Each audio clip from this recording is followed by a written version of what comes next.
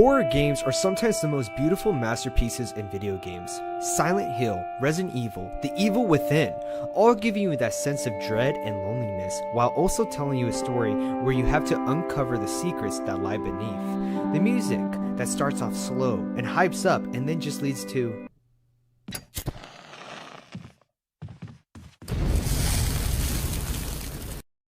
nothing.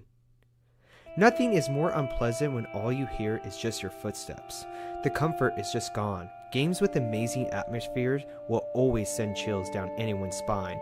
I think no game does it better than this underrated game called Night Security.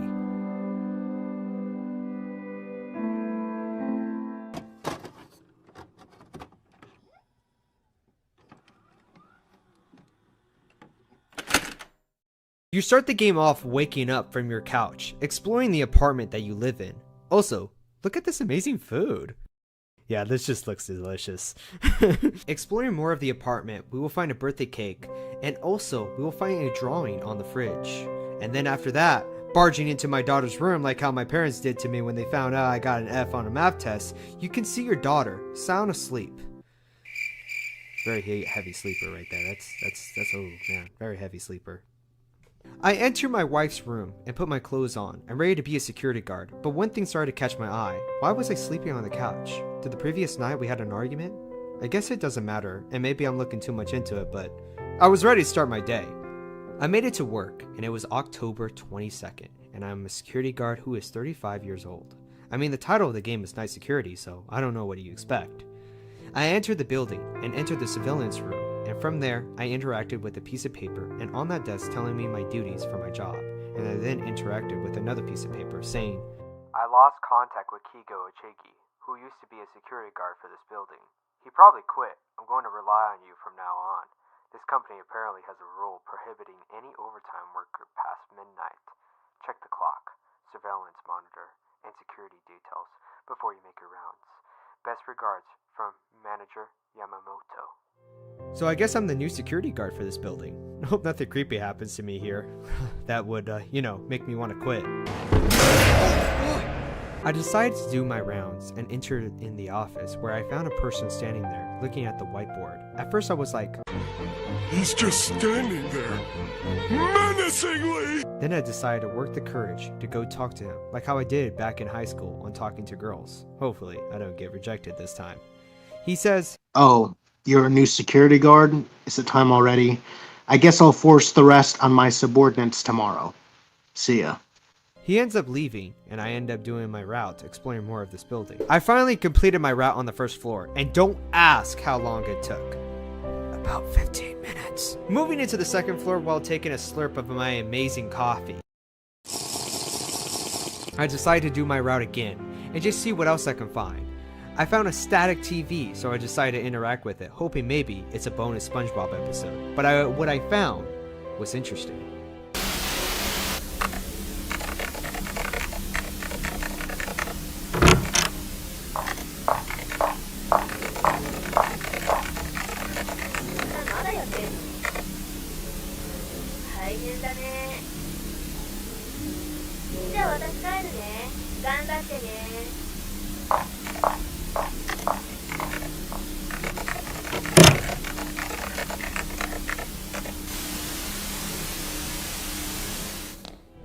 Who is this woman talking to? Do I know her? What amazing lore am I missing? Going into the other room, I see this amazing female? I don't know. I end up talking to her, and what she says is, What is it? Oh, are you perhaps... you're cool. Let's exchange contact information. I can't leave unless you give me your contact information. Okay, hold up. If it's that easy to pick up girls, I need to borrow some advice from this man. I didn't even say anything. Does she think I'm like the mall cop guy? Is that making her bite her lip? Like, ooh, yeah. Anyways. I promise, you won't regret it. You better not ignore me. Goodbye. Okay, hold up. How is this dude doing this? Am I the only one that's just sitting there calculating like, this man must be packing, okay? Anyways, after exploring, I found a man in the restroom trying to poo in peace. Fortunately for him, I'm a cool guy. Moving on to the next floor, I went to the restroom to turn the lights off. I don't know how this man was also on the 3rd floor. Maybe he turned into Mario and zipped down the toilet. I don't know, because he was also there. The confusion on my face says it all. I found another TV and decided to interact with it, seeing what more lore I can find. What I found was more questions than answers.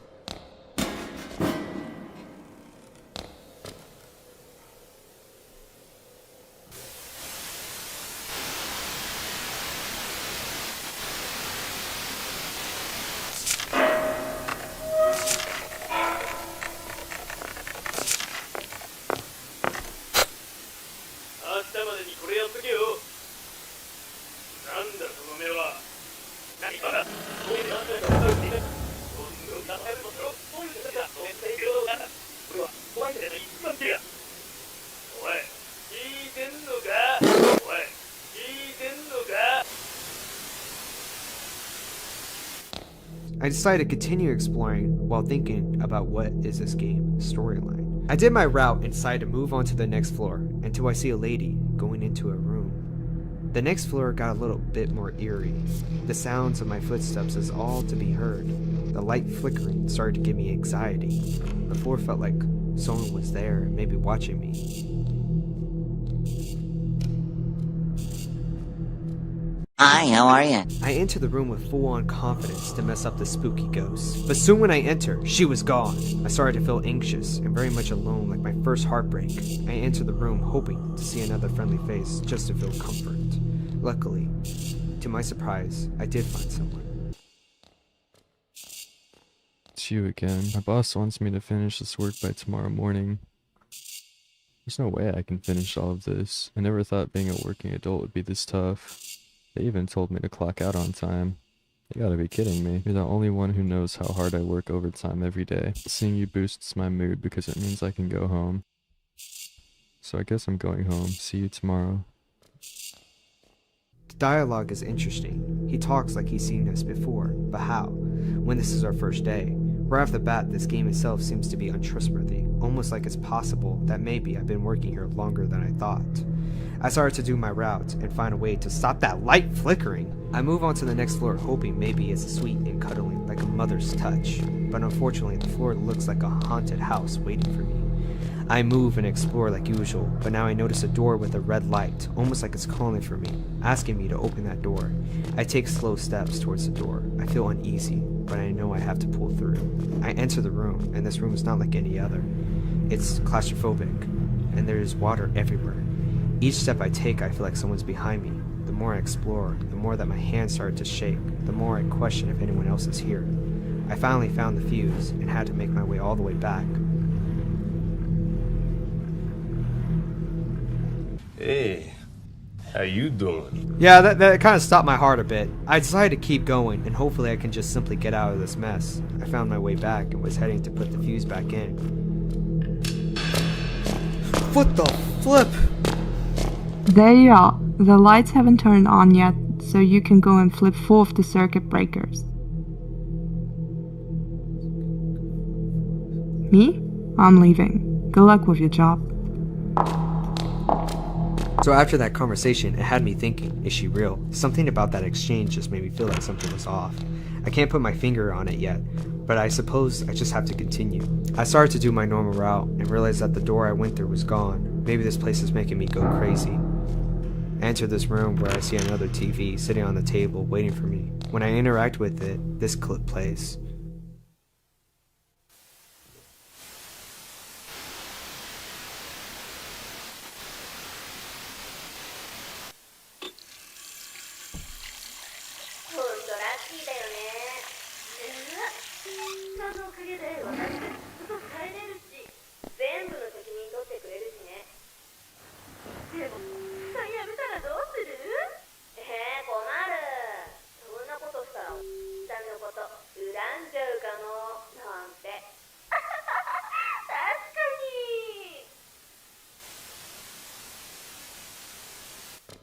It's two girls talking about a person. It almost comes off like they are snobs. Anyhow, I must continue my routes because I sense the end is near. Me walking down the hallway, I see red, bloody footprints.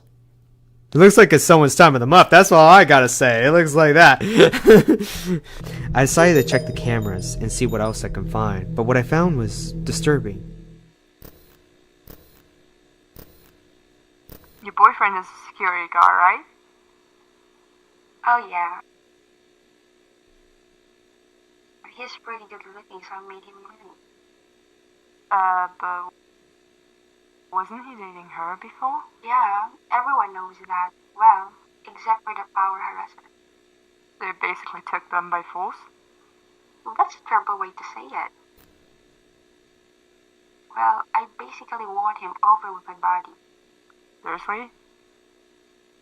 Anyway, she was no match for me. I'm more charming, so it was inevitable, don't you think? You're a real devil. Women are more popular when they're a little devilish. What happened?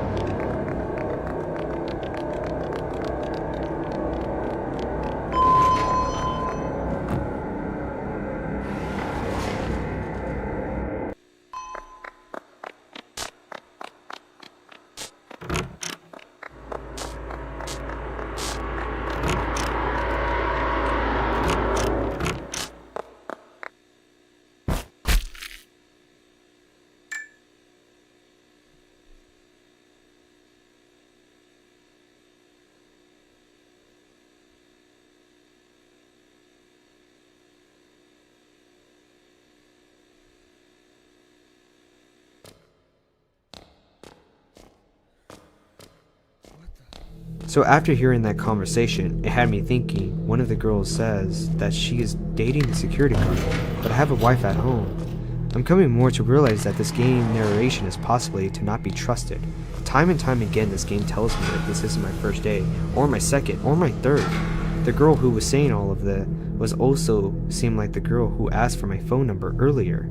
This game is making me think that I possibly cheated on my wife, and the two girls who are talking about my wife, or maybe I'm looking too much into it. Moving on to the next floor, I seen so much ketchup on the floor, and a lovely lady who was just doing her job. Alright. Okay, so, hold on. You, doing good? Alright. Very nice. I want this all wiped. Alright, all mopped. All mopped up, okay? I don't want any... I'm tired of people, you know, just not mopping up all the way, alright? So, better clean it. Chairs are pretty good. I love the chairs. The chairs are very organized. I journeyed through this floor while hearing the lovely music play. It brought me comfort, and it didn't scare me. I journeyed back in silence, hearing only my footsteps. I felt at any point that I was going to be wiped away from some monster at any given moment.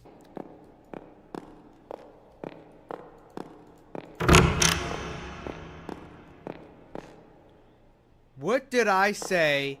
You literally dropped that. You get out of here. Get out of here. I got it. I got it from here. Got it from here. You don't know how to clean. Not a single. Not a thing. You don't know. You've been at this for so long. I'm done. I'm tired of this. You gotta clean this whole thing, by the way. Whole thing. You're not even cleaning it. You're just looking at me. You're just looking at me. God, I can't deal with you. This is too much. I just can't. You need to stop looking at me. Oh, God, man. You gonna... Look, I'm gonna... Stop. Weirdo. Get on my sexy ass. Lock the door. Lock this one.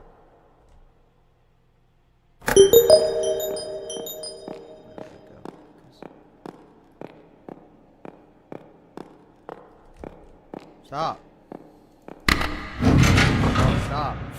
It's getting really uncomfortable. I ain't gonna lie.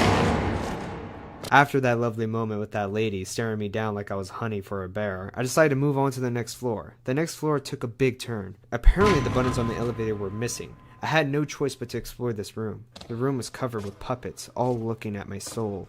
There was ladders everywhere that I could interact with. The place felt unnerving, almost like I just entered Silent Hill all over again.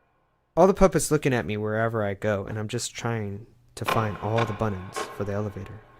After finding all the buttons on this floor, I was ready to leave this awful place.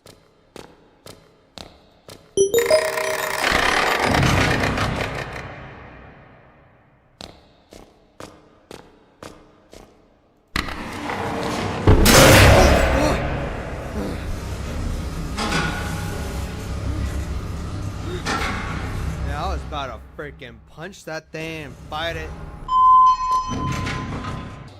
The next floor did not get any easier. It felt satanic and disturbing. Entering the bathroom, I heard a lady crying.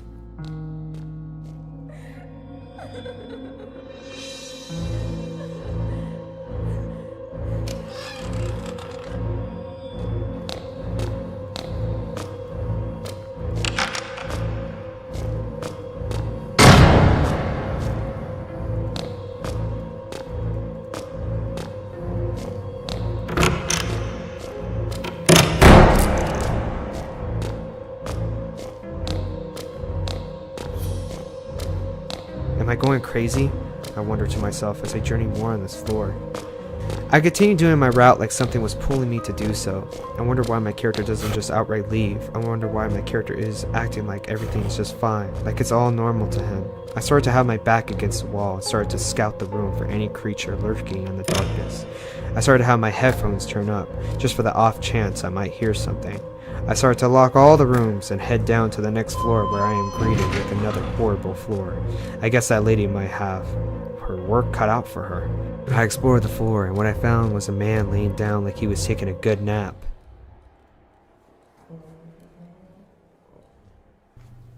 Yeah? Crap, I fell asleep. It's already this late? What's up with you? You keep coming over and over again. You're standing there every time I wake up. Were you here the whole time? Whatever. Do you know where my boss is? Did he leave already? That damn power harasser said he wouldn't leave until everyone else did. I'm leaving too.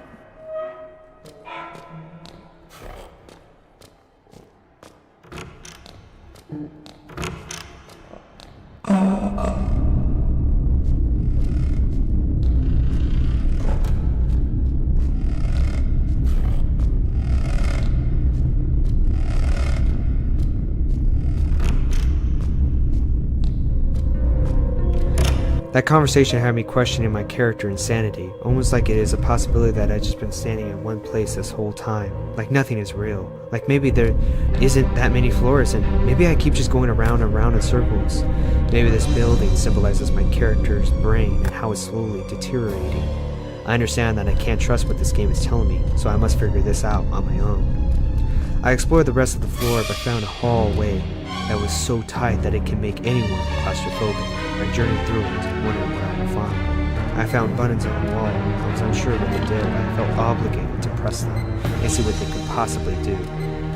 I then found an emergency key. This could be my time to get out. This could be what I'm looking for. My journey could be finally over. The music creeped up. I felt someone is on the floor with me now, not wanting me to leave. I tried to head back the way I came from.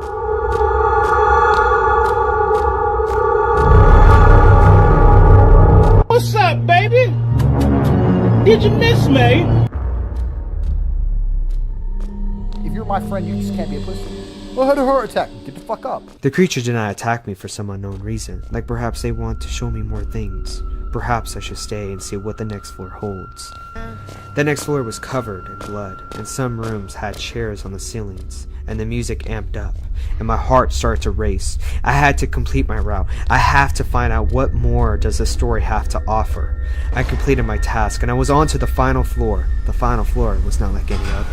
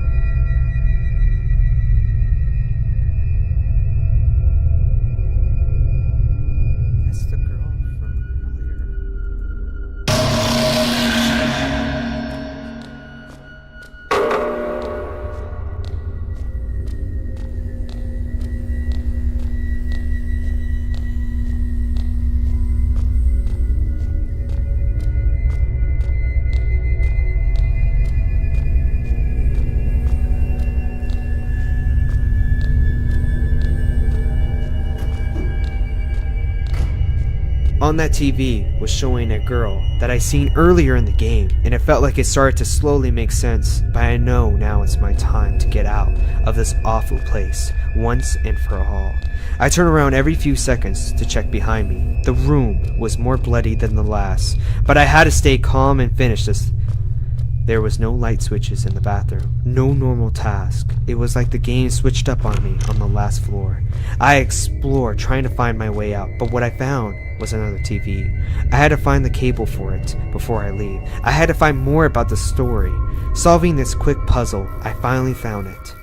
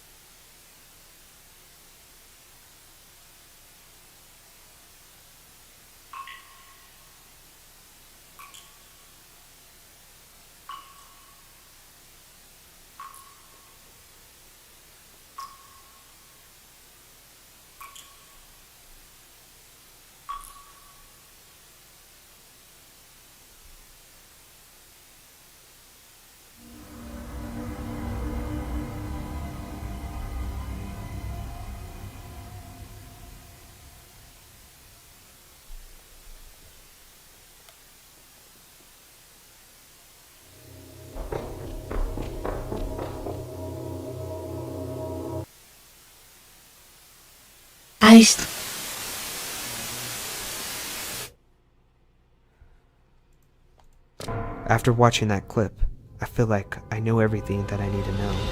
I need to get out of here now, making my way to the door. The creature stood in the way. But the creature did not know how I used to play Dead by Daylight, and I know how to juke. So I found a way to get around.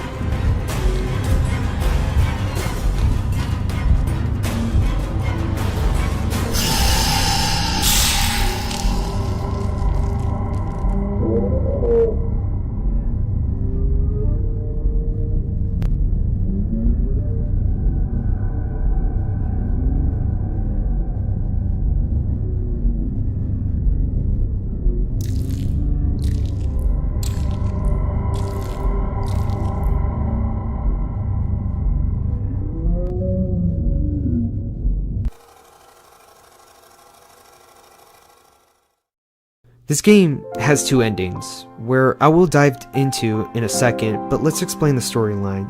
It seems like the security guard actually been here longer than we think, and I suspect her name is actually Kigo. We never really quit this job, and we possibly cheated on our wife with the lady at the office. It's very much possible we left our wife for the girl, and it's possible that our ex-wife maybe ended her own life, which is why it seems like she's torturing us in this sick game. In the second ending, where if you enter a code correctly and enter the elevator, it seems like it continues where the first ending left off.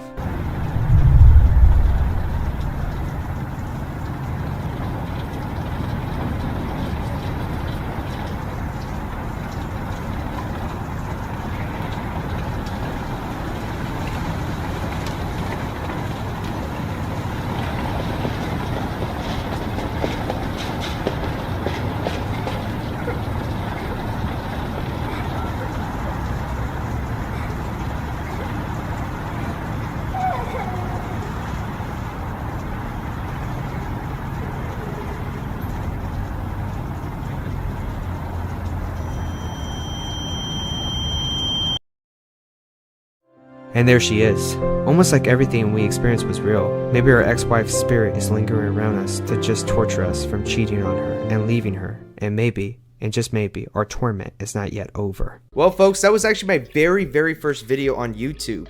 But we have a lot more horror stories, a lot more horror videos, all bunched up into one. So make sure you stay put and actually look at all this creepy stuff. But I just wanted to actually bring this up because that was my very first video I ever made on YouTube. And it was also, you know, the experience that I had with Kaylee, my fiance, who was actually the voice actor for one of the actors. One of the characters, I should say. Sorry, my bad. But I thought it was really cool. And I just want to say this one more time. I really appreciate all you guys for getting me to where I'm at today. But anyway, so let's get to the next horror story.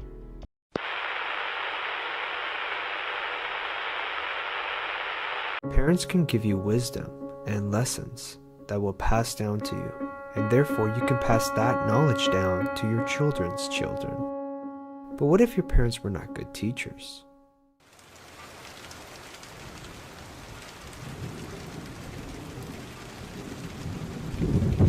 You start the game off being locked in a room where nowhere to go and having your mother call for you. The window is all boarded up, and all you can hear is the rain. What are we doing here? Where are we at? Interacting with a hammer, our mother comes in.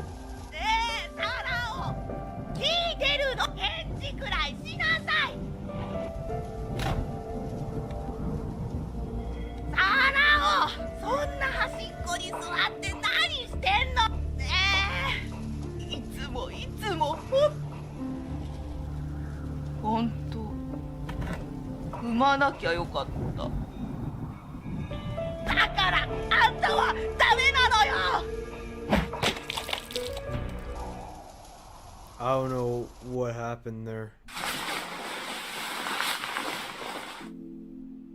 It was just a nightmare that led us wetting the bed. We exit out of the room, looking for our mother, but to only hear our mother yelling at our sister, saying things like, "If only you weren't here," or saying like, "I should not have given birth to you," things that a parent should never say to a child. We go to our mother, hoping she can lend a helping hand to us. Unfortunately, all that we received was that we were being told that we were annoying. We seen that she was packing up her bags. Well, it looks like we're going on a vacation. I mean, this is the best family ever, to be honest with you. We go to her sister, asking for help. Even when she looks so sad, she still has enough energy to help her little brother. It actually shows the maturity of the sister, and shows how fast that she has to grow up, since the mother doesn't want to help. We bring her bed sheets and meet her downstairs, where she decides to show us how to use the washer. But in the corner of our eye, we see our mother leaving with the briefcase. She didn't even say goodbye. She didn't even ask what we were up to. This is when the sister tells us we were responsible with the laundry.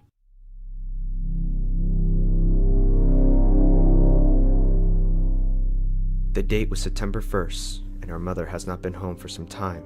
We slowly see the house go down and see the trash build up, almost like it shows without a guardian there isn't any stability. Our sister was the one making food for us, taking the role as the parent. We started to eat the food until she started talking about not spilling anything on her exam sheets. She got 100. That's an A+ on everything. Yeah, I can't do that, by the way. That's not me. But it shows how smart the sister is. But it's only when she said that she was going to show Mom her scores.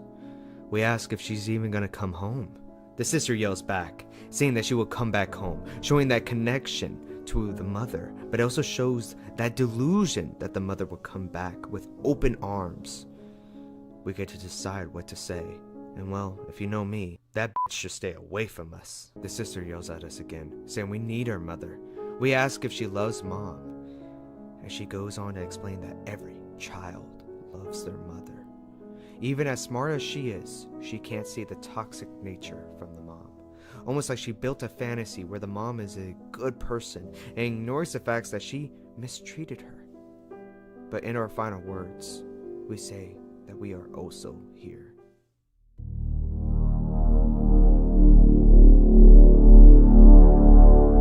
September 5th strikes down like a curse. We wake up and start our day like a normal, but things took a turn. We didn't know where our sister was. We looked up and down trying to find her, We even decided to go outside without even putting shoes on, running barefoot, screaming sis.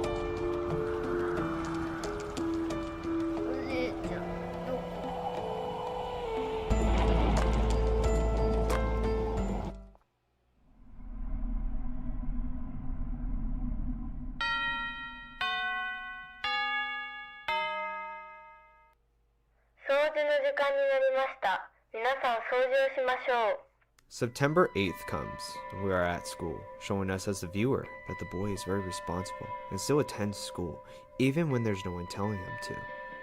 We started to clean up the classroom until we seen a kid breaking it down.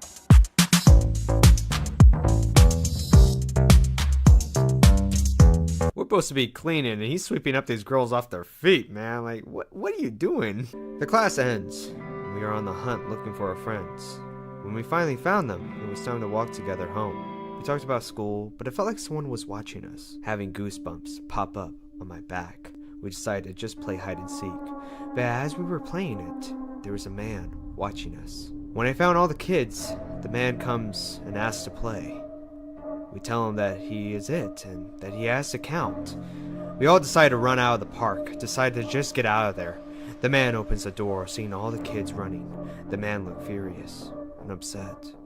We came across a store, and my friend was asking me to steal. Since I had myself pretty high, I decided to take one for the team. I entered the store, and I really did need the food and water because at home there was no one cooking. So I go in stealthy.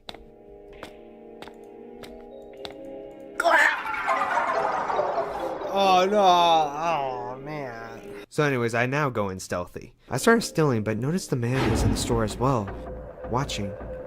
The man didn't care so much of me stealing.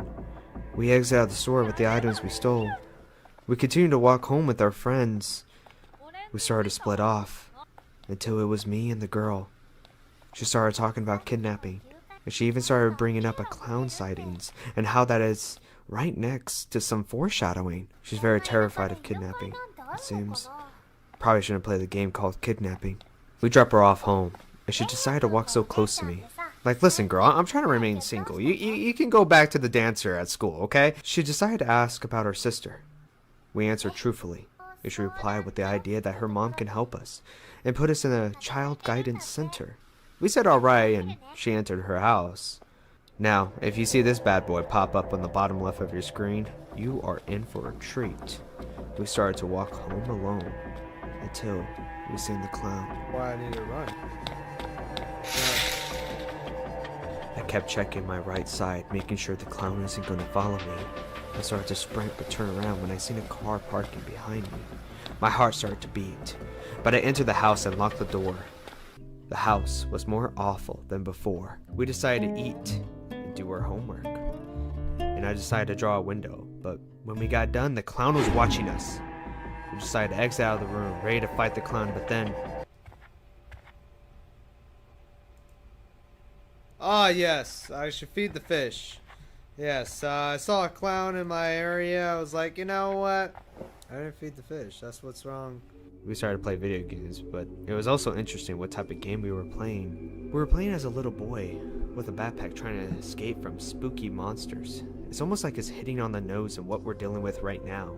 Trying to avoid the man, and now the clown, and it seems like to be a third monster. Now, I'm possibly looking really into this, but if there is the clown and the man trying to get us, who is the third monster? We stopped playing the game and heard the doorbell ringing. We see the clown smiling at us.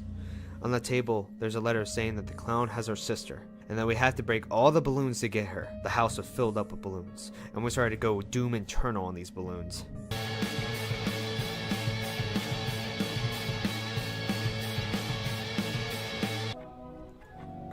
Go screw yourself! I don't know! I'm trying again!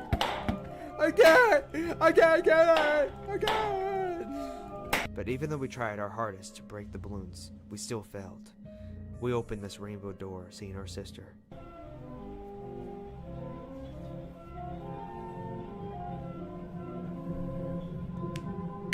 Skull.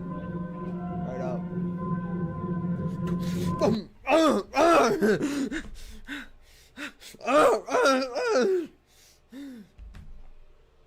It was just a bad dream. Now, dreaming about a clown means multiple things. It can mean the end of our childhood or a warning of danger. But dreams are just dreams after all, just like how my dream is for you to subscribe. Yeah? No? Just click it. Just click it.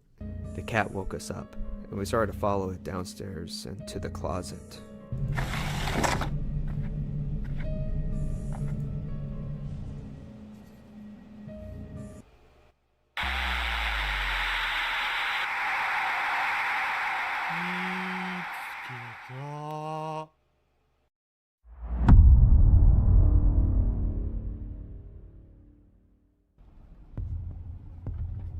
We open our eyes and look at our right, seeing our sister. She doesn't talk to us or tell us anything.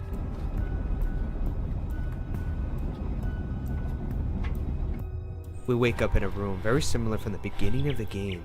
The hammer was in the same spot like how it was in the dream. We immediately picked it up and started to leave the room. We see our sister in a room by herself. We had to rescue her. She would do the same for us. The man came back, meaning we have very little time to save our sister. The music kicks up, and we finally yell at our sister that it's time to leave. The music stops, and it's finally revealed. She was the one that asked the man to kidnap us. The plan was for the mom to look for us, to come save us and care for us. We know now that our sister is far gone, craving that affection from our mother, even though she left us, even though she says nothing but mean things to us. We decided to still leave, to try to find a way to get out of here. We head downstairs to see the man sleeping, knocked out cold. We grab the keys and started to find the way out. We see some ketchup dripping down from the ceiling. I wonder what happened here. We ran across a journal saying, I hate him again. How long I've been going to keep him in that room. Sir, how has grown up. I know he's a kind boy. I'm a terrible mother. I'm so sorry, sir. I'm sorry that I can't control my anger. You look like him the more you grow. Someday, I hope you understand. It seems that the start of the game wasn't a dream, but actually we were looking at it with the man's eyes when he was a boy. The man got rid of his mother. We opened the front door and started to make our way out. どこに行くんだい? お姉ちゃんが心配するよ。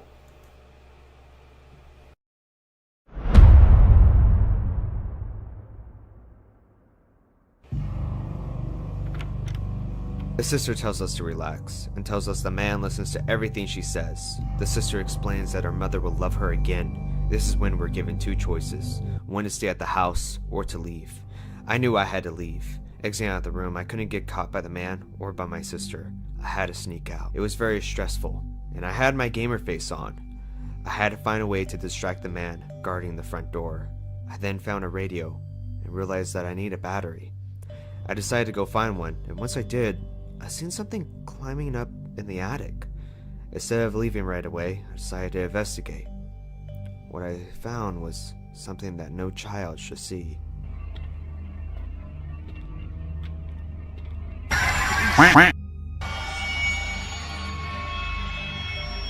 After getting a mini heart attack, I noticed that what scared me was the mother of the man. Her spirit still lingers around this house. But I'm no priest trying to get this demon out, so I'm trying to get out of here. With my quick gamer skills, I got out. Home free, I tell myself, but my enjoyment quickly became fear. The man got into his car trying to catch up to me. I pedal and turn as quickly as possible.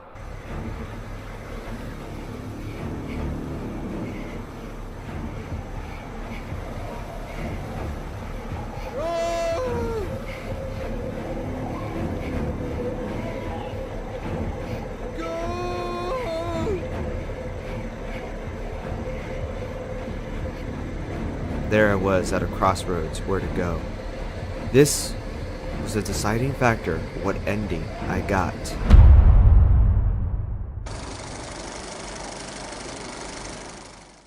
Choosing the very first option got me this, where our friend's parents calls the cops and arresting the mentally ill man, calling him a kidnapper. The police brushed off the sister, but the police decided to contact the mother. There at the police station, with a shocking twist, our mother did show up. The mother picks us up from the police station, and the cop simply told her to watch out for her kids. In the car ride home, the sister was overjoyed because her mom came. When we finally made it home, the mother yelled at us, saying how embarrassed she was, saying on why she has to go through something like this for kids she doesn't care about. In this ending, our sister's soul gets crushed, and she finally realizes that her mother truly doesn't care.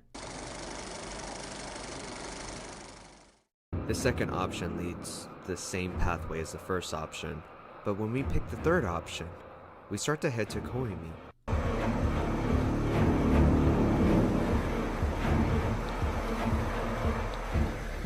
When we finally make it, we explain everything. Koimi's mother drove to pick the sister up, and she refused to go anywhere, but with some charm, she finally came.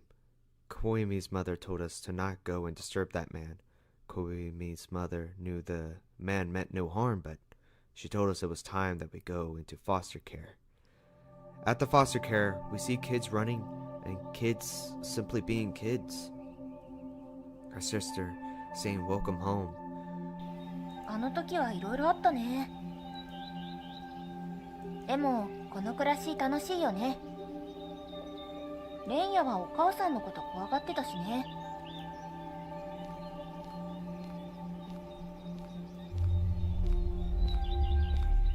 But with a shocking twist, our mother comes and picks us up. She wasn't leaving until she took us home. In the car ride, the sister confesses that she made a man kidnap us. The mother was upset and wanted to confront the man.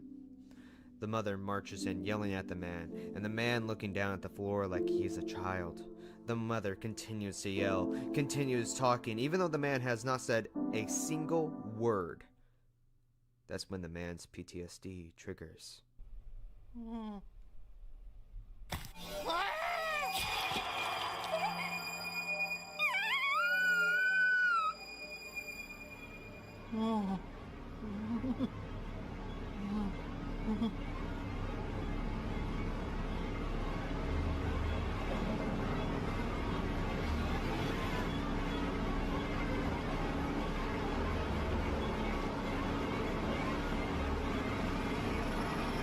We become very happy. We are finally free.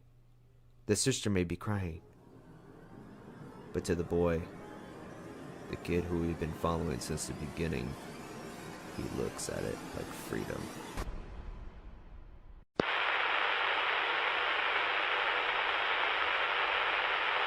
Japanese bullet trains can be the most boring and unexciting experience, but what if it turns into a horrifying nightmare? Introducing this new horror game called Shinkansen 0, where we are on a train and not everything seems right. So grab some popcorn and dim the lights, because we are diving into this madness and finding out what's wrong. We start the game off with being in the train, like oh wow, like really, who knew? Now this game is very much like Exit 8, where we have to spot anomalies, to catch the difference as you will. The game starts off slow and honestly calm. We then see a boy who is looking at us like we peed in a cereal bowl. Ugh. But the boy asked us, what's wrong? Then he asked if we're looping too. Then he said, does that mean you're here to play the game? He talks about being bored because his sister isn't waking up. Now the boy is talking about this game and he decides to explain the rules. But this makes us question the boy. How does he know he's trapped in the loop? What made him get trapped in the loop? And what made us trapped in the loop? Now folks, this game made my brain explode. Cause I was looking around like no tomorrow trying to find what's wrong. Oh, I really don't know. Yeah. But as we get closer, it started to feel maybe this game was too easy. We reached level 0, and then the intercom started to say there has been an injury. Now in real life, apparently, when they say that, it could possibly mean that someone try to end their own life. We then go right through the doors to see the boy again. He was glad to see us and told us we are halfway there. Now my theory is that this little boy possibly is gone, which makes our character not alive as well. We seem to be trapped in this purgatory, death trying to decide whether we belong in heaven or hell, God seeing if he should accept us or not. Either way, we listen to the boy and he tells us that there's more for us to do, saying if we make 3 mistakes, the ghost will get us. Yeah, that isn't scary at all. I can fight a human. Yeah, I can fight one. But if I see Casper, the scary ghost, I can't fight that dude. But I'd be sure as hell to say some nasty things. Hey, you ghosts. What? You a bitch. Anyways, we adventure in the new area, trying to see what's wrong. And that's when we see this man with the green eyes. My theory is that this could be the Grim Reaper looking at us, seeing if we can pass this game, or that this is someone in high school going through an emo phase. I don't know which. We continue to walk until we see this old guy asking if we are human. He seems like he'd been playing this game for a long time. He asked if we met anyone else. We told him that we met a boy. He simply said that is good, but he gave us a warning. Don't trust the man in suits. What happens next made my heart stop. Hey, make sure to subscribe. You thought you could watch this video without subscribing? Subscribe and make sure to watch my other videos. We kept going to area, trying to spot the difference, until we see that boy again, and he asks if we are going to make it out of here alive. I told him we will because we gotta have faith. The game started making me paranoid, and started making me question everything. I never felt like this in a video game before. When finally completing the trial, we can finally hit the brakes. We could possibly get out of here. All the rooms were silent, and no one was around. Goosebumps started to rise up. And that's when we run across the sister. She says the train wasn't stopping, and it was indeed looping. She tells us that we are the ones that stopped it. But then she tells me something interesting. She says that she doesn't remember boarding this train. We told her that we seen her brother, and she even asked if he could explain any of this. She wants to look for her younger brother, but to also stop this madness as well. She thinks of ways that we could stop the loop for good, to make sure no one can end up here. The plan was simple. Since we stopped the train, what if I go on one end of the train and start it, and she goes on the other side, starting it too at the same time? So we split up, and that's when something terrifying happened. Some entity didn't like our plan and is trying to stop me. I try to run, but the chairs all of a sudden start to move and block me.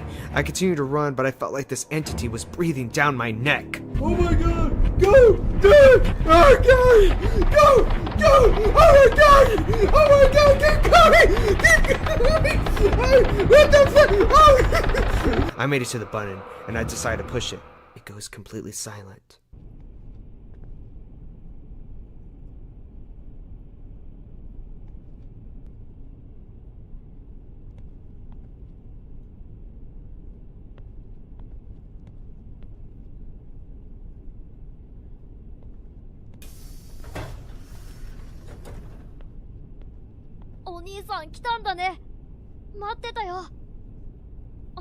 The sister and the boy are together.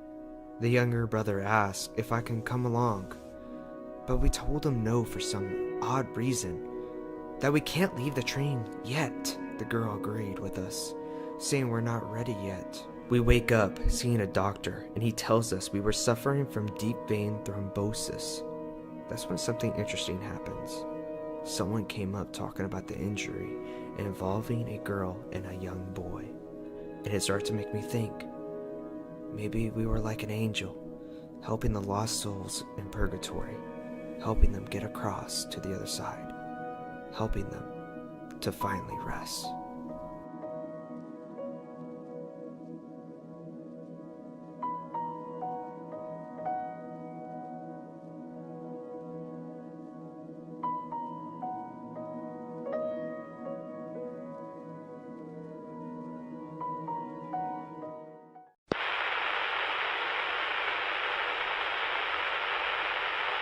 Hospitals can be the rebirth or the ending of an individual, patients calling for help, nurses trying to race to save as many lives as they can. But what if there was a nurse who caused deaths of many? This free Steam game called After Hours, where you are being chased by a horrifying nurse who wants nothing but for you to die. So make sure to sit back and relax as we dive into this horrifying story. We spawn in with our character, and our character is talking about how his sister survived the accident. When going up to the nurse, they muffle the sounds of the names. The nurse tells us that the sister is in room 110. We start walking over there, and when we enter the room is all dirty, and no traces can be found from our lost sister. We exit out of the room, confused, wondering where our sister is located at. We start looking at the walls and other rooms. It's like we enter into another dimension. Now it's interesting because there are some cases where people travel to parallel universes, where just a flip of a switch, we end up going into another realm. I have 3 theories so far by only playing this game for only a minute. One theory can be that all of this is a dream. Sorta. We could be the one that was in the accident, and we are witnessing the final hours of our life. We are slowly dying, which explains that our sister's not here because she didn't get into an accident, which is why her name isn't heard. Our character's brain is possibly damaged, and we are making false memories. Now, I have 2 other theories, but let's just continue to explore. When heading back to the front desk, the nurse isn't there, and we can't escape. The doors are locked. On the table there is a flashlight and some batteries. What happens next made me not want to play the game anymore. We had to find a generator in the basement to turn the power back on like it's Call of Duty Zombies. Dude, why do I play these type of games, man? I get a freaking heart attack every time I play them. Oh yeah, let me just do this.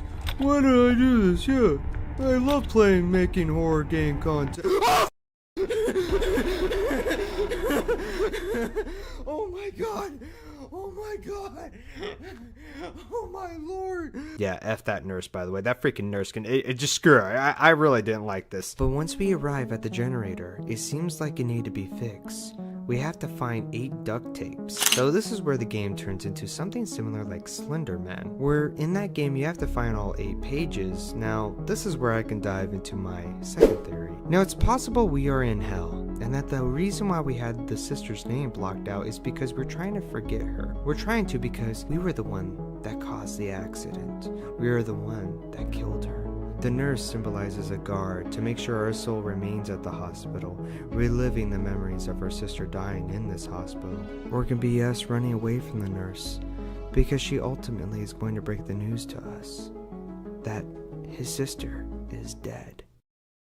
Hey, what's going on, folks? So, there's gotta be one thing I gotta ask you, and you already know it. Try to subscribe, folks, because I push out this content and I try to make it high quality for you to enjoy, but I need that subscribe button. So if you subscribe, oh my lord, that's gonna be good. Anyways, let's get back to the video. So here's some horrifying moments that you just need to see in this game, because geez, I hated this. Nothing here. Oh yeah. I bet you're wondering where your prey's at. A few moments later.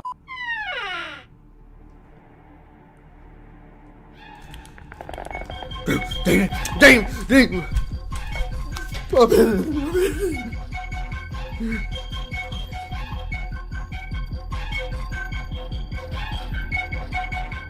I'm hidden. You cannot find me.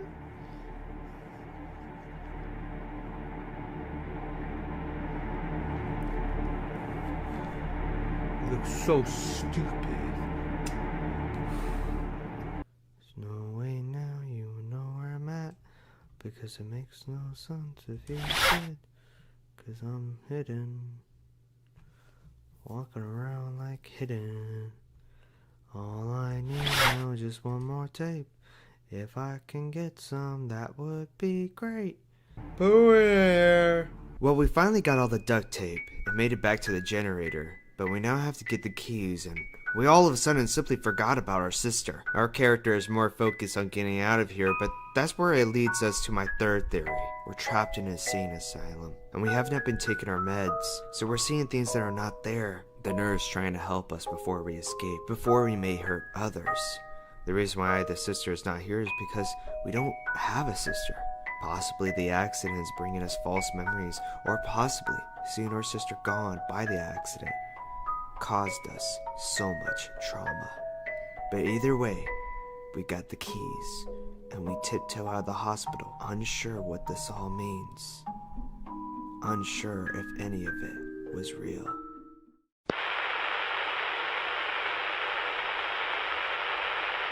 Being a content creator is everyone's dream, but no one talks about the bad sides of it. How your life is known to everyone, and how people can simply be so in love with you. Parasocial, which means involving or relating to a connection between a person and someone they do not know personally. We boot up the game, and we are a girl whose whole job is to stream. We eat and get on the PC and start streaming. Now honestly, I can kind of relate to this game. I currently wake up, edit a bit of my video, go to work as a recovery coach, which helps out the mentally ill. My life is kind of like this. I don't get views like that though. Like, come on, what the hell? Hashtag thank you mom for watching. But our character is playing this game until we end up losing, and we start asking Chad if there's any other games that we should play. But the game we downloaded seems a little strange. It's simple to understand. Find the colored numbers. Thank you, chat. Thank you, Konnichiwa, for that pronunciation. Don't cancel me. When we get all the numbers and punch in the code, something strange happens. Our face gets revealed on stream. Everyone's seeing us. We had to end the stream, but that's when we got text messages from an unknown number telling us to play a game they recommend, or else bad things happen. The doorbell rings. We slowly walk towards it, and there was Dr. Disrespect coming for another girl. Just kidding. The next day we hook up an antivirus, and not only that, we also got a notification to take out the trash along with the unknown number. But we decided to take out the trash, and down below we met a cop. He asked us a question: do we live alone? Kinda had me conflicted. Should I tell him or not? He is a cop, so does that mean he is good? Well, either way, we told him we do live alone, and we started to head to the dumpster and found a person looking at us.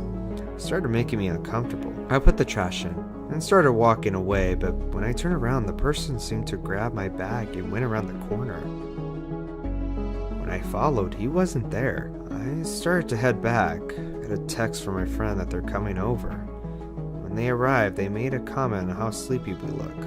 We decided to hang out with them and grab some coffee. We explained to our friend what happened on how our face got shown to the world. We explained everything and tried to make our friend understand, but in the corner of our eye, we see someone in a hoodie. He comes in looking at us.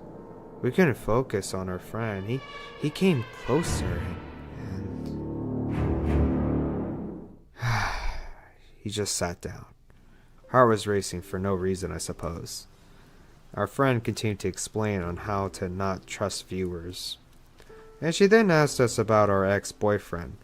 We told her that we were just not good. Just not a good match. But the man stood up, looking at us. Arms stretched out. My eyes locked in on him, wondering what are they gonna do. But they just leave. We had to leave, so we told our friend, let's just go home.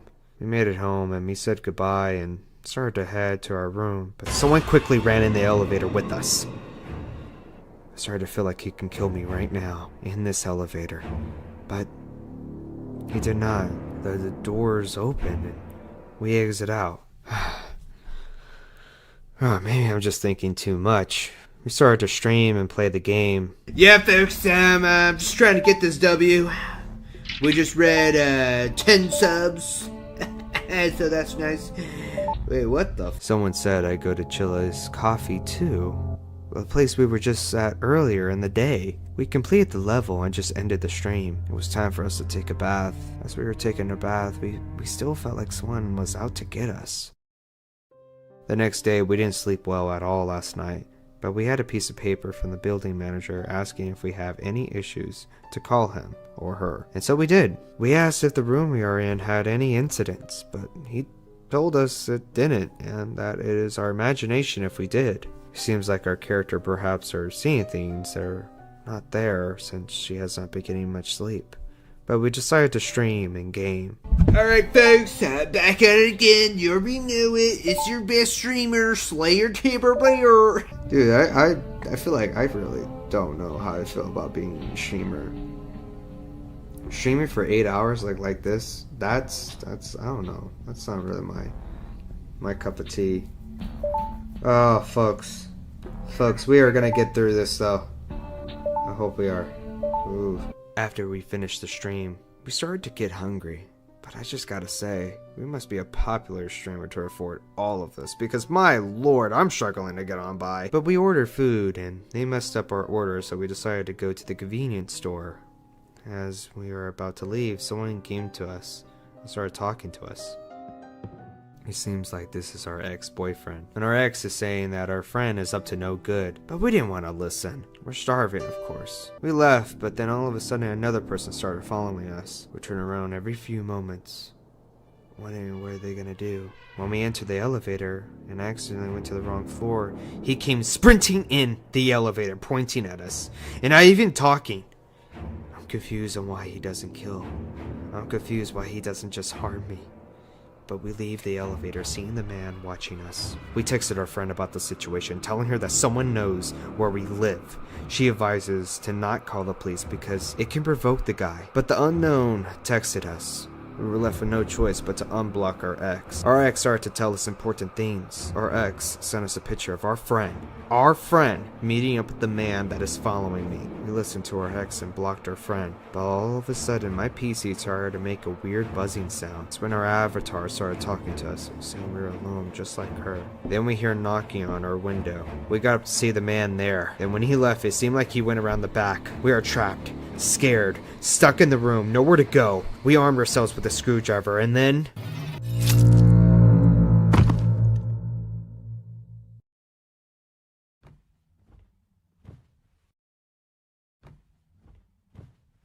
we started to leave through the front door. But we see our friend. She comes in and stabs us.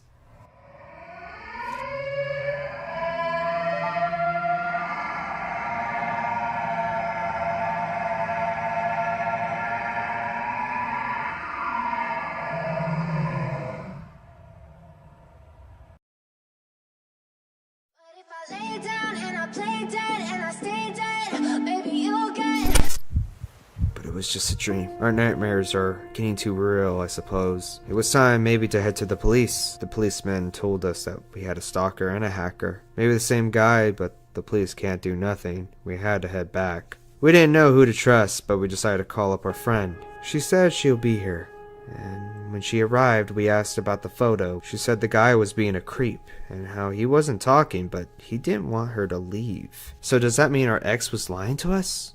Is he in on this? We started to stream and our friend said she had to go because she was hungry. But we started playing and the game we were playing started to be very familiar. It was our building. We started playing, then it led to our room, our area. Then we turned to our left, seeing someone recording us. We ended the stream and called up our friend, but our friend couldn't pick up the phone, and instead we hear her ringtone. We then went next door and found her phone, and then found her. She told us to head to the police now, so we did.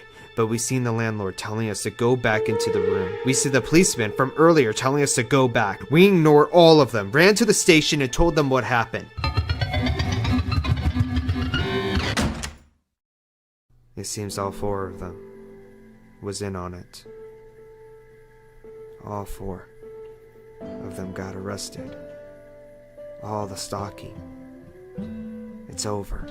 The policeman, the landlord, the ex, the random, all of it. They all are arrested.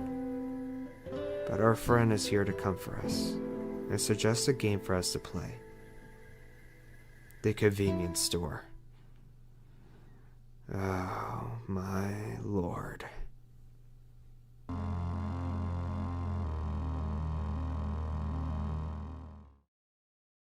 The bathhouse. The place I don't think I'll ever go to, but who knew that place was full of nightmares. Chili's Art Games had this game on Steam, but took it down. So you have to wonder, was this game that scary? Or was it something else? Let's find out. Our character explains how they're tired of working for a company and how they need to quit the job to help out their mental health. But that's when they discover a flyer saying rent is free and all they need to do is work at a bathhouse. And just like that, our character is here. We're bringing our boxes in room 203. We see a hole and something was in it. We decide to pull it out and then we are off to the bathhouse. Then we met Master Splinter over here acting like he's about to give us the best lesson in dear life. If life is unfair for everyone, does that make it fair? But anyways, this monk is telling us that there's a strong presence following us, and that we need to be blessed. We tell him yes, because why not? And then he said if I ever need to be blessed again, then I need to present an offering. We leave and we finally enter in the bathhouse. It's quiet and I don't see anyone, but look at this cute plushie.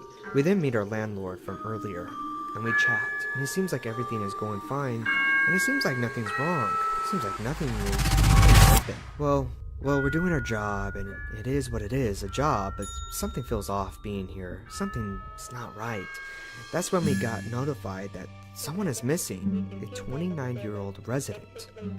That's when a customer screamed, trying to get staff's attention. The customer said he's seen someone in the sauna room. We entered, but didn't see anything. Maybe the customer had a long night, or maybe it's something else. Chilla's Art Games has a way to turn every normal activity into a nightmare. They did it with the train and even working as a security guard, both of which I have covered, so if you have time, make sure to check it out after this video. But working in the bathhouse is no easy task, especially when it feels like someone is watching you. It was time to take a shower, and I feel the water landing on me. I didn't turn off the shower, me standing there vulnerable, when I start to hear footsteps. It's starting to get closer. My heart seems like it's about to jump out of my chest, but then... Oh, screw that freaking monkey. The next day comes around, and we are in the bathhouse doing our job. Everything seems fine, at least I think. We then see a mysterious girl standing. We couldn't see her face, but we knew she was there. We turned around for a split moment, and when we turned back, she was gone. So that's what that feels like. Weird, I thought to myself. Maybe I'm looking too much into this. Maybe it's nothing. But we started to help another customer by giving him a drink. The customer asks us why are we working here. He tries to persuade us for working for him, but I'm just not ready to be an OnlyFans model, okay? I'm just gonna let you know right now, I'm not ready to be an OnlyFans model. He declined, and he started to get his stuff and started to head out, but then something unexpected happened. The lights went off. We have to find a way to get it working again. We head outside and we see another store, electricity box. We thought maybe we could talk to them to lower down that electricity just a bit, but as soon as we enter in, they assault us by how we look. Like, look, I may work at a bathhouse, but you know that I'd be smelling good. I'd be getting my free showers, you know what I'm saying? Someone's just a little jelly. Anyways, we created a version because they were being an a-hole, and we then went outside to the power box and turned that switch down. Then the lights are running again. We head back and decide to do our task. We're getting our work done, and then we decide to take a bath. We then felt again that someone is watching us. We turn to our left, seeing a figure standing there. We become scared that we couldn't move.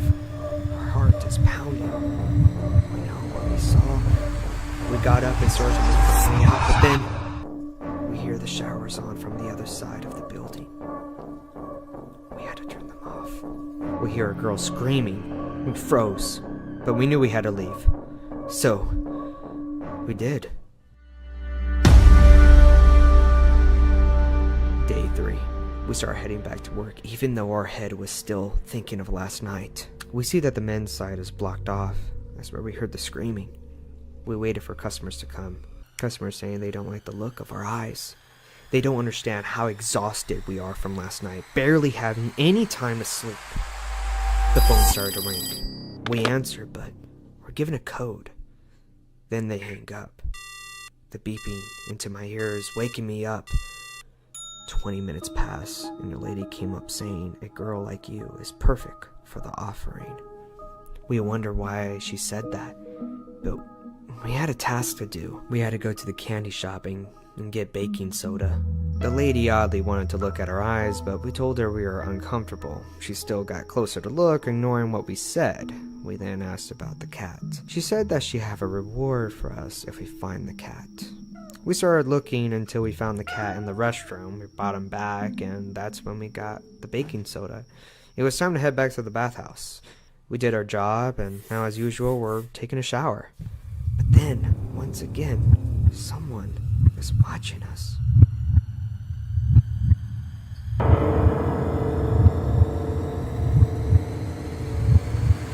Was it our imagination? Or did we just see... Maybe it was just our imagination. We decided to get into the sauna and relax a bit.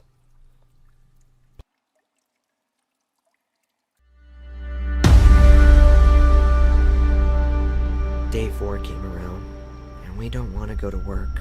Every time we go, it's a nightmare. We drag our body outside and start heading to work.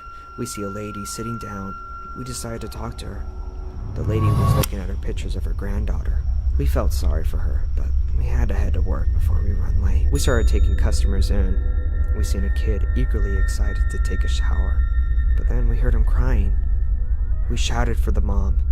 We went to go check on the kid to see the kid talking about his hand, but blood was on the floor. We started to look for the mother quickly, but couldn't find her. We found a first aid kit and started to help the child. The kid then blamed us for his pain. The mother told us they won't come back here again. We didn't hurt the kid. We will never do that. It was time to clean up the place. We started to take a shower. We started to hear voices. Something drawing us to the bathtub. We go over to look at it, but then...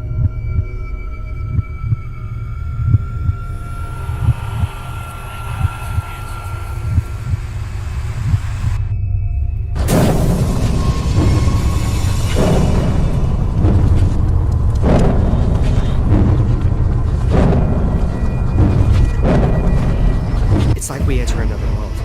Everything was red. We tried to escape the monster, heading out to the front door, but it was blocked by hair. But there was another way. We started to run, but once again, another exit blocked by hair. We tried to escape. We tried to...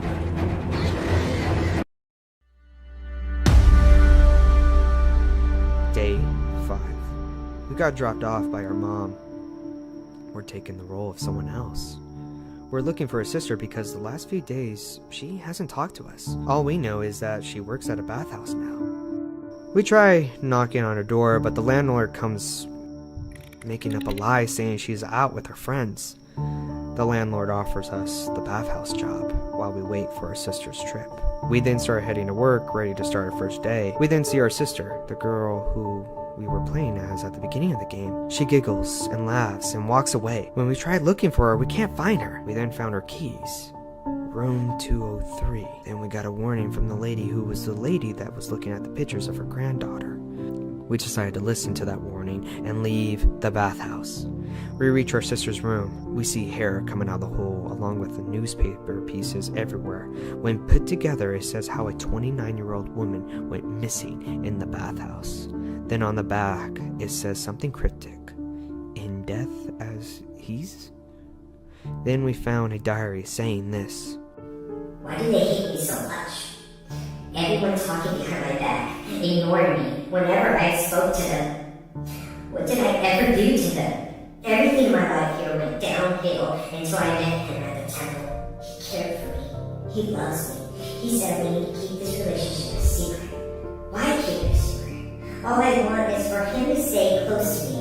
I'm happy as long as I can be with him. We wonder if the sister wrote this. We wonder if maybe our sister got possessed by the ghost earlier in the game. Something urged us to go back to the bathhouse because something isn't right. We need to find our sister. We need to find answers. We head back. We head to the back of the building and found a hatch. We went inside and found a person trapped.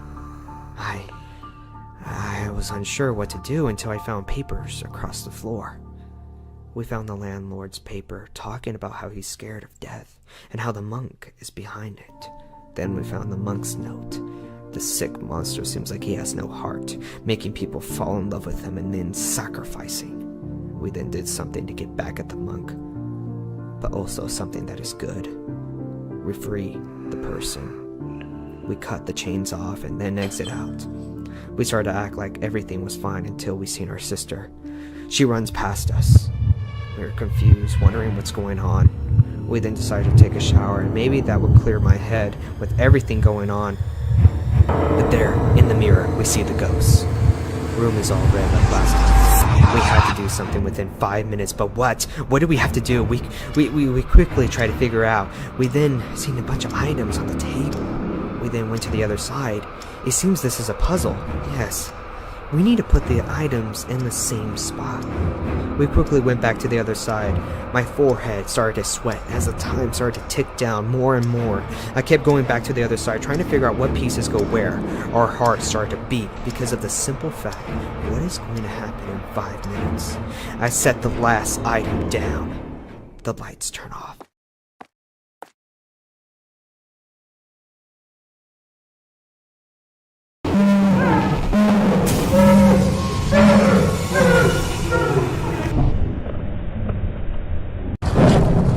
We cut the hair as fast as we can, while we feel the ghost breathing down our neck.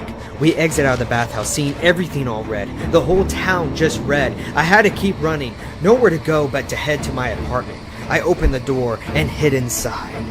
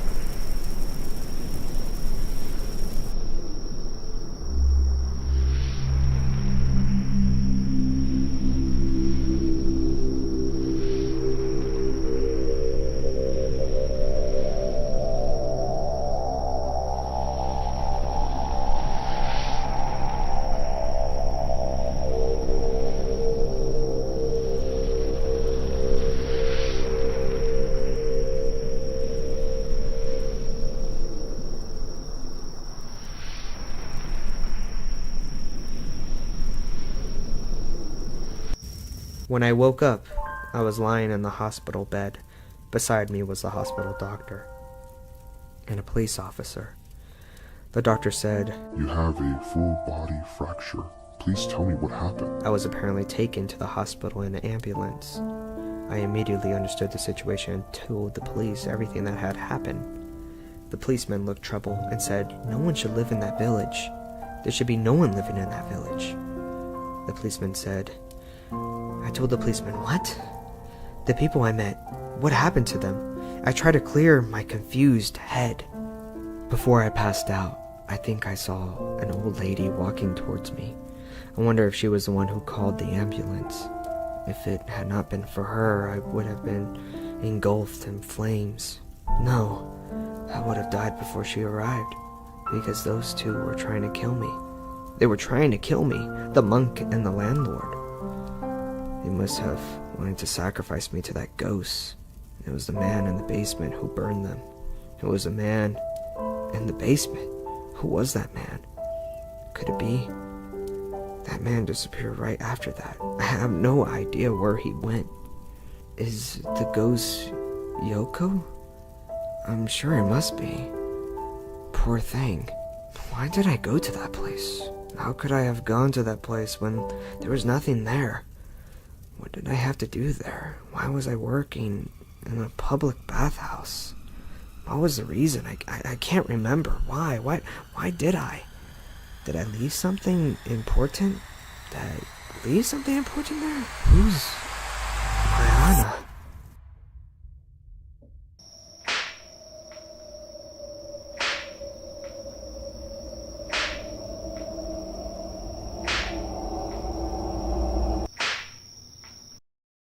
Since we talked about the game that was removed by Steam, it's time to move on to another game. A game that is actually someone's story.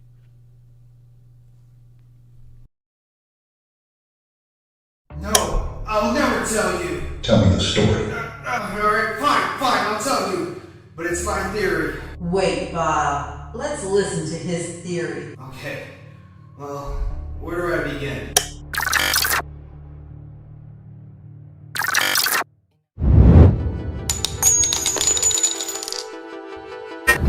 Just put it together later. I don't see how it's hard. We've established I was in Glasgow when he was killed.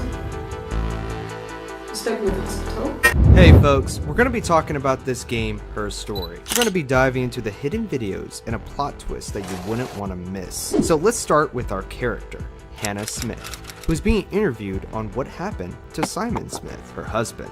See, in many of these clips, Hannah is fidgety when talking about this, like she has more to hide. Hannah reported to the police that her husband been missing for a few days. I guess he wasn't trying to find some milk. Anyways, Simon Smith is missing and Hannah decided to report it. When the cops were searching to find Simon Smith, they did find him, but he was unalive. The cops decided to search his body until they found some hair. When doing a DNA test to find out whose hair it is Hannah's. So what, Hannah unalived her husband and she should be arrested and locked up and away? Well, closed case, Johnson! Man! Woo! But that isn't just as easy you think. When Hannah was talking, she was given a lie detector test, which revealed another character, Eve. Now this is interesting because are we looking at a multiple personality disorder or twins? Which makes this case a bit more confusing and flips the whole script about the previous interviews because some interviews can be from Hannah and some can be from Eve.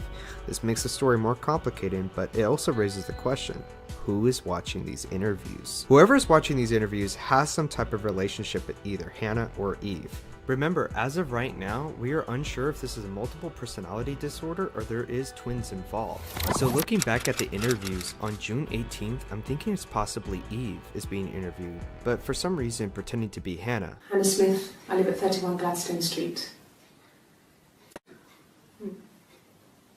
Simon Smith. He works at Ernst Brothers Glass.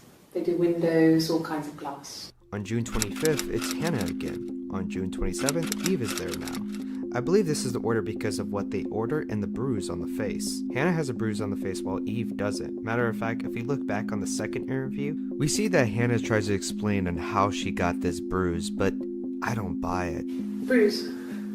Oh yeah, no, it's nothing. I was going through the top cupboard in my kitchen and the chair slipped and I kind of hit the door with my face. It hurt like hell. In the next interview, it's gone, but not only that, she touches the wrong side of her face. The bruise. I have a really fast metabolism, so stuff like that just comes and goes. But also, in the third interview, we see that she started to get sick and that she needed to throw up. Hi. Is there a bin? At first, I was thinking that it's possible that Hannah is blackmailing Eve, but as more we dive into the story, it gets a little bit more complicated than that. The 30th of June, Hannah's back. We know this because of the tattoo on her arm. Now, I 100% believe the twin theory is true, but if you don't think so, make sure you leave a comment down below and play the game. But anyways, the 30th of June, Hannah is back, and she has no tattoos, while Eve does have a tattoo in the next interview. It was a present to myself. on July 2nd, it made me question a bit, but I ultimately came to the conclusion that it is Hannah on July 2nd because Hannah usually wears her wedding ring while Eve doesn't. On July 3rd, it's Eve because of her failing the lie detector test. The only question she lied about was her name. My name? That was the only question I failed. Your lie detector works. Now we started talking about the birth of Hannah and Eve. My mother called me Eve. Well, she wasn't my real mother, but she raised me. Do you want to hear the story? It's a real-life fairy tale. Across the road, where my parents first lived there, was a midwife called Florence. When Hannah was born, I was born at the same time. The midwife was there to help. I'd been throttled by the cord, probably wrapped around my neck by Hannah. The midwife told my mother I was dead. But I wasn't. She wrote all this stuff in a diary. Amazing what people will admit to on paper. Florence took me home with her. Mother hadn't been expecting twins and had a healthy baby. I guess she was just happy for Florence to clean up. Take away the evidence that this was anything but a happy occasion. Florence raised me in her home. I never left it. She kept me out of sight. It wasn't odd for people to see a midwife with a baby, carrying in supplies, washing nappies, that sort of thing. I never knew any different. I grew up looking out of my window and seeing her across the road. I thought it was like a reflection in the mirror. She was me. So the midwife, called Florence, split them up. Florence took Eve in and raised her as it was her own daughter. Florence lied about the baby's death, which is crazy to think about, but Eve and Hannah did finally meet in life. So when Florence dies, Eve goes to Hannah's house and lives in her attic. Finally, they get to be together, but maybe the relationship was a little too close. They started switching places and using each other's strengths throughout their whole childhood and teenage years. They had a diary to make sure they both were on the same page. But things started to change a bit when Simon came into the picture. Until Simon. Hannah was so smitten with Simon. She started getting jealous, didn't want to share. Even the first date, we went to see Tom Cruise at the Old Odeon. We both went, kept changing places in the toilet. We only had the one best dress, so we had to keep swapping clothes. Must have thought we had terrible bladder problems. The next date, it was my turn. At the end, I let him kiss me, but that was it. We didn't want another card on our hands, and the Ouija board had said to hold back. After that, it was Hannah's turn, and she slept with him. Broke the rules. Deliberately broke the rules. She wanted to be the first to sleep with him. I mean, that's when she got pregnant. From that one time. That's when Eve tried to get pregnant as well, but unfortunately it wasn't working. Can you imagine? I tried to get pregnant too, but it didn't happen. As it was so many boys, men. My body refused. I think my period stopped because hers had. I was pretty ill. I mean, how could we stay the same now? I felt like Hannah really fucked things up. Set us down separate paths. We had become different. It started to look like Eve was getting jealous of Hannah. Hannah moved out and decided to live with Simon. Hannah then found out the worst case scenario. She lost the baby. The doctors say that she cannot have another baby. Then in 1984 strikes like lightning, and Hannah finds out her parents are dead, and Hannah decided to move in the house that was once owned by her parents. Eve decided to move out. Then Eve met Simon at a show. He saw me singing one of my shows.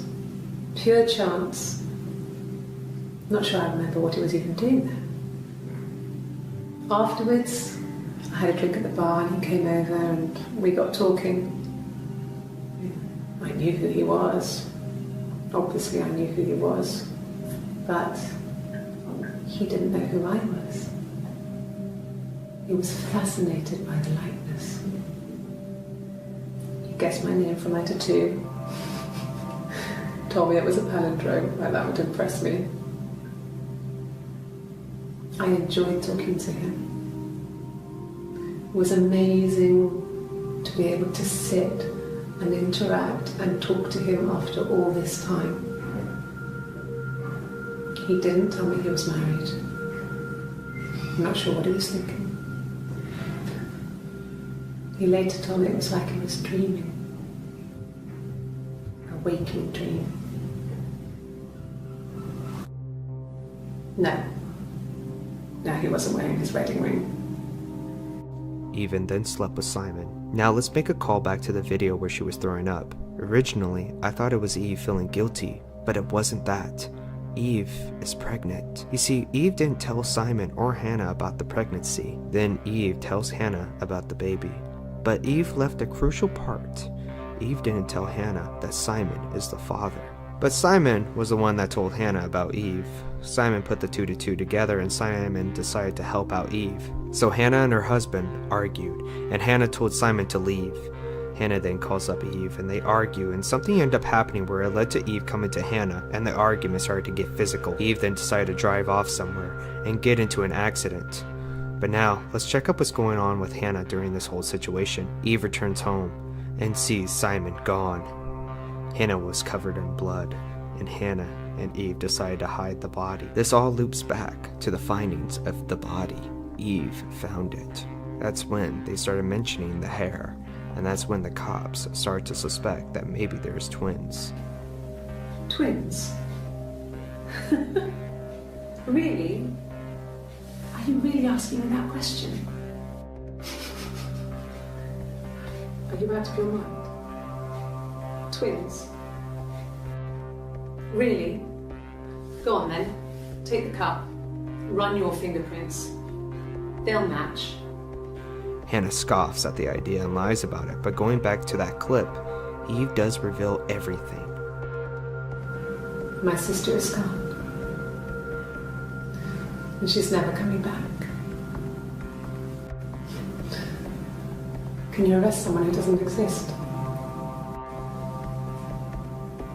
I'd like to speak to a lawyer now. Please. You have no murder weapon. You have nothing. And all these stories we've been telling each other,